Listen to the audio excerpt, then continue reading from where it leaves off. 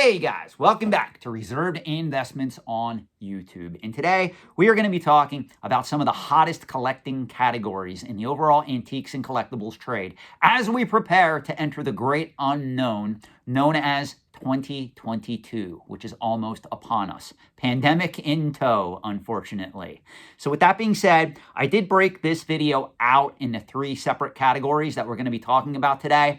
We're going to start off talking about luxury collectibles. Then we're going to go into markets that strata both the antique side of the equation as well as the collectible side of the equation. Then we're going to stop and we're going to focus on pop culture collectibles. And we will end the video after that discussion.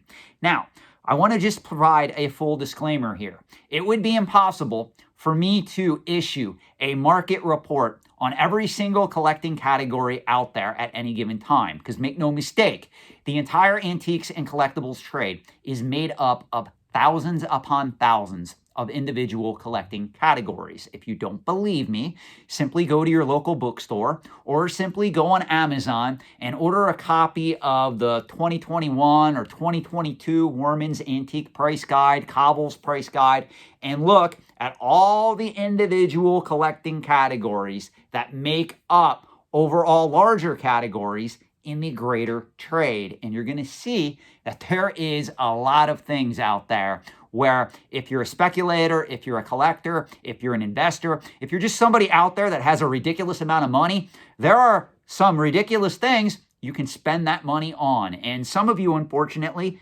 do that, and you incorrectly call it a quote-unquote investment. Or my favorite, Sean, you don't understand. It's an asset. Well, I encourage you to read the book, Rich Dad, Poor Dad. I really don't like the author too much, but I can tell you he's spot on in one assessment. An asset is something that puts money into your pocket. A liability takes money out of your pocket. A lot of you guys that are investing in this market, you are investing in liabilities that you think are assets, unfortunately. So without further ado, we're not going to go off on a tangent, have a further discussion on that. We're going to talk about the hottest collecting categories that are pretty much the mainstay attraction as we prepare to enter the year 2022. So we're going to start off with luxury collectibles. Now, question that I get asked a lot. Sean, how do you define a luxury collectible? And make no mistake, I am going to be giving you guys some examples in this particular video. But the overall definition is a item, a collecting category that has a very high barrier to entry if you want to collect those said items. So certain examples of this would be certain high-end luxury watches, whether we talk about Rolex, certain Omega, Patek Philippe. Those particular brands are very, very, very expensive on the open market, whether you're buying vintage or even modern era. Another example, and believe it or not, guys, 20% of my viewership comes from women. So there are a lot of women out there that are really keen on Hermes Birkin bags. I've dated a lot of women that have owned Hermes Birkin bags around the Philadelphia area.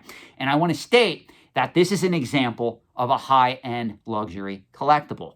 Other examples include fine wine, high-end art, and even certain antiquities and historical artifacts. So make no mistake, the luxury goods, luxury collectibles category at present time is going very strong. And that's basically due to, unfortunately, what's happening in the overall economy with the widening have and have not, the widening wealth gap, as we call it. I don't know if you guys are aware of this. I do know that most of you have probably seen this show.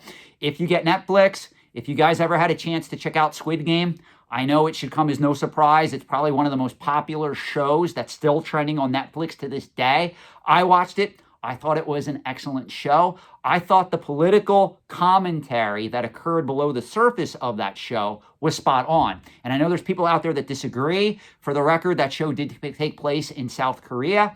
But I really thought that you could apply it easily. If you happen to live in the United States, that same concept could apply if you live in Europe, if you live in certain other countries. You could pretty much apply that same message to what's happening in the overall economy at present time, regardless of where you reside.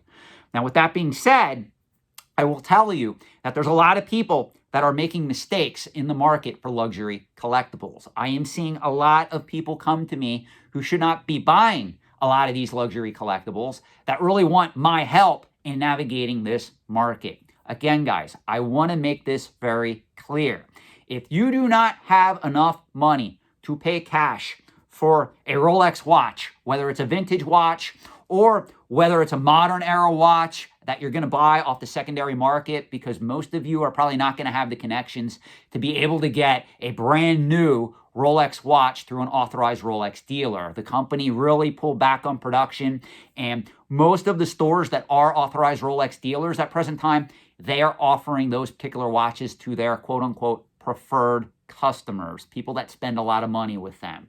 So if this is your first purchase, please make sure that you are only buying this item with cash. Make sure that you are not going into debt to acquire a Rolex or a Patek Philippe or an Omega watch, especially if you are paying a premium for it. Very important. Full disclosure, I do own a Rolex watch. It resides in a safety deposit box. I literally wore it several times in my life. The last time that I've ever wore this watch, believe it or not, was 2019, before the pandemic. With the start of the pandemic, I've never pulled out my Rolex and started wearing it.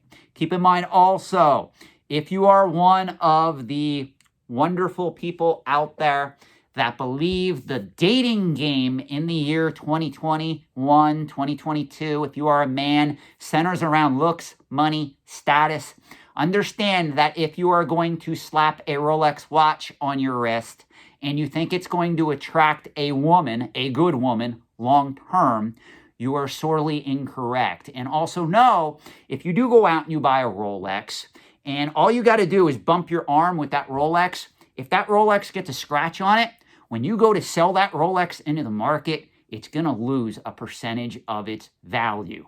Condition matters when it comes to collecting vintage and modern era Rolex and related timepieces. I just want to make that very clear.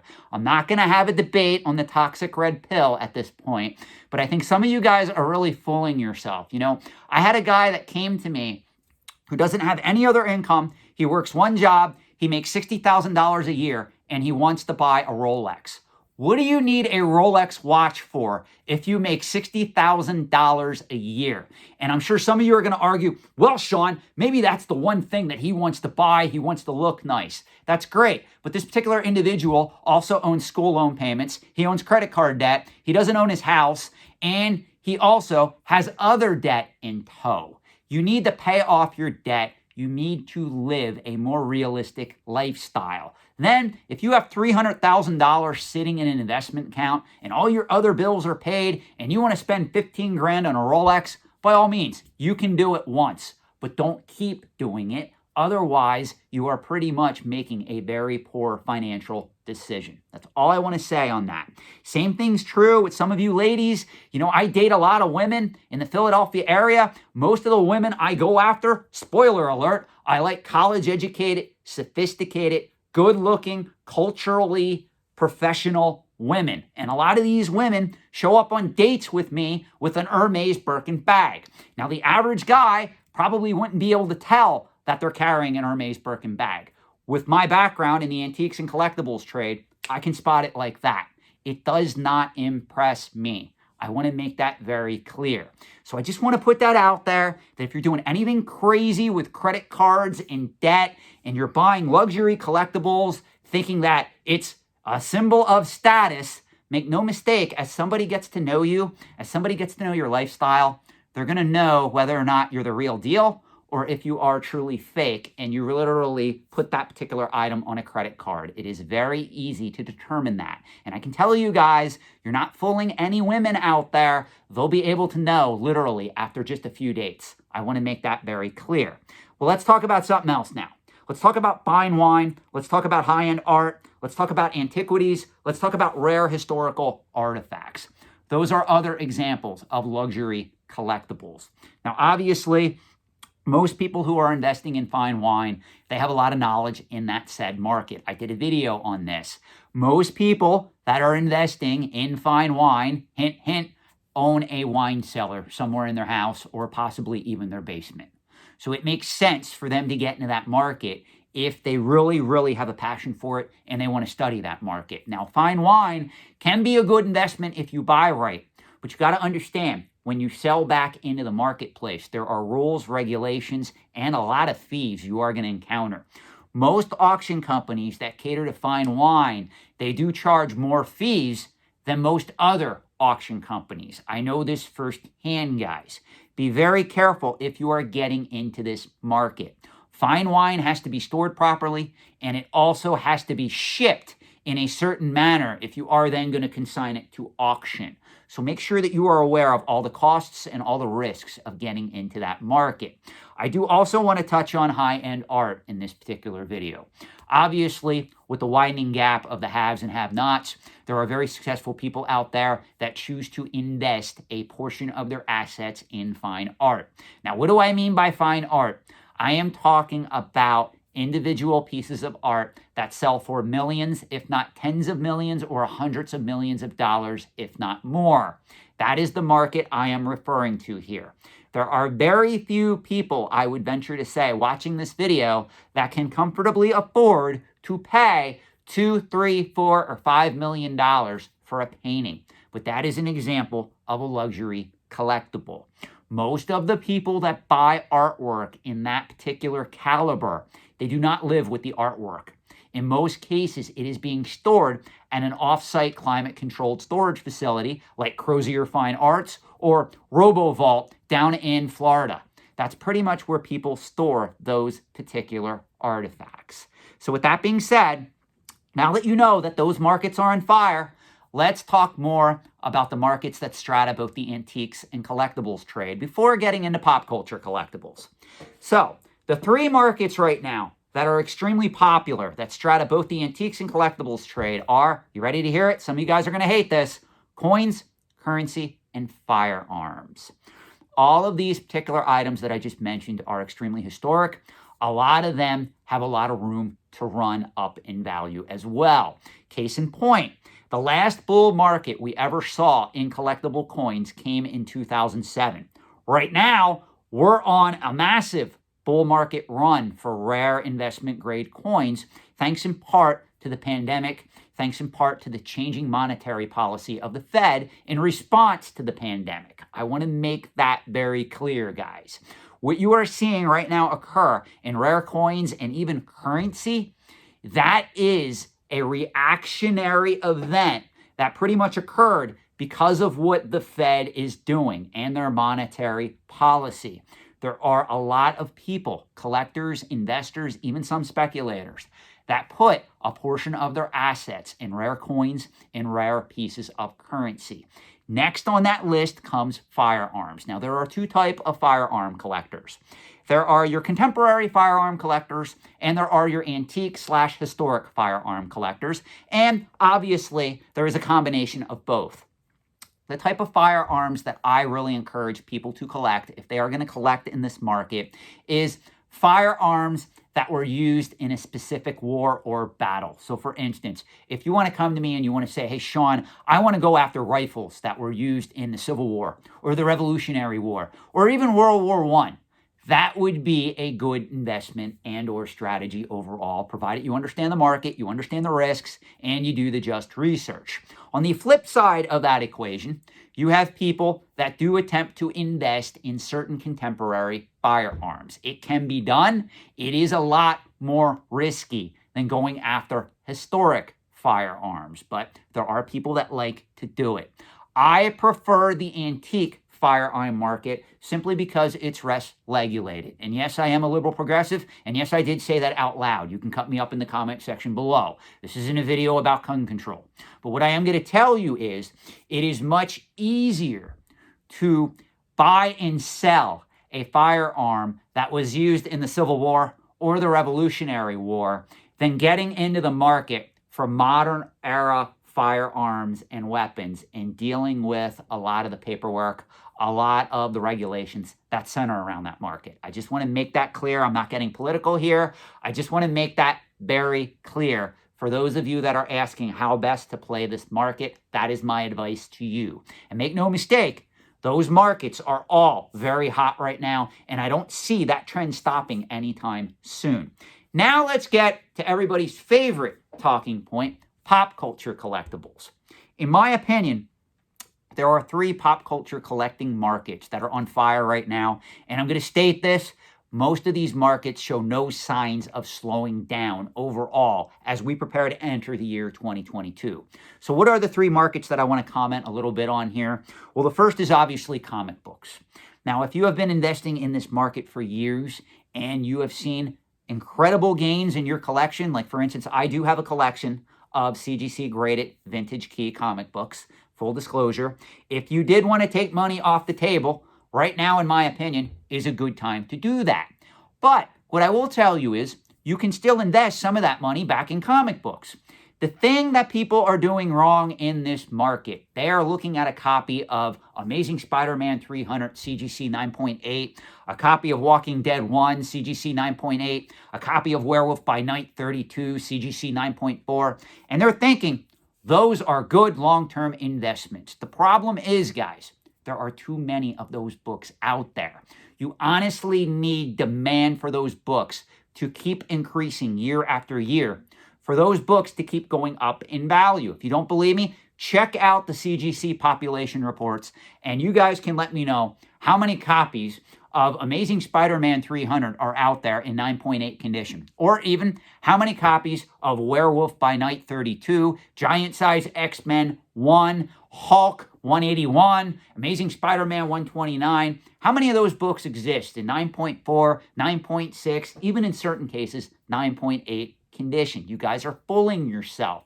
When you see those particular items getting to a very high and frothy price point, to the point where you can pull out of your investment and make a considerable amount of profit, you should do so. And you would be better off going after, if you believe in this market long term, a scarce Marvel or DC Silver Age key, or even, dare I say, a Golden Age key book that is flying under the radar right now.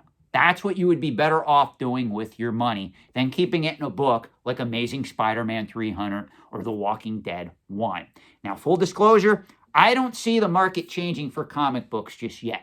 That market's going to remain hot into 2022. There's going to be some surprises along the way. I don't have a crystal ball. I'm not able to tell you what those surprises are. But what I will tell you is you'd be better off selling the books that I just mentioned because there's too many copies out there. For instance, those of you that tell me you're investing in a copy of Amazing Spider-Man 300, let me ask you something. Do you really think that book is rare? At any given time, I could go on the CGC online collecting forums, or I could call 5 dealers right now, and all of them would be willing to sell me that book for current market value. That book is not rare at all. It is simply in demand because speculators, certain collectors, it's pretty much a book that they can afford, even in CGC 9.8, even if they have to stretch for it and pay, like, I think the $5,000 or $6,000 that it's going for or was going for. They can literally own that book and they can say, hey, I'm investing in comic books, not realizing that that is a bad investment book over the long term, in my assessment. Now, let's talk about another popular market that a lot of you guys out there are investing in: vintage Pokemon cards. To be fair, I have nothing against vintage Pokemon cards. I'm going to just state that. I personally like the market for Magic the Gathering better because it hasn't been as hyped as the market for vintage Pokemon. But overall, you're absolutely right. Right now, Pokemon is hot. Pokemon is a very popular pop culture icon. And at least into 2022, I see that trend continuing. There may be some surprises along the way. Maybe some of those prices do start to drop a little. Maybe others increase in value. Again, I don't have a crystal ball, but you guys aren't wrong for being a part of the Pokemon train. If that's something that you want to do, there's nothing wrong with that. It is going to continue. The demographics are there. Now let's talk about vintage graded video games.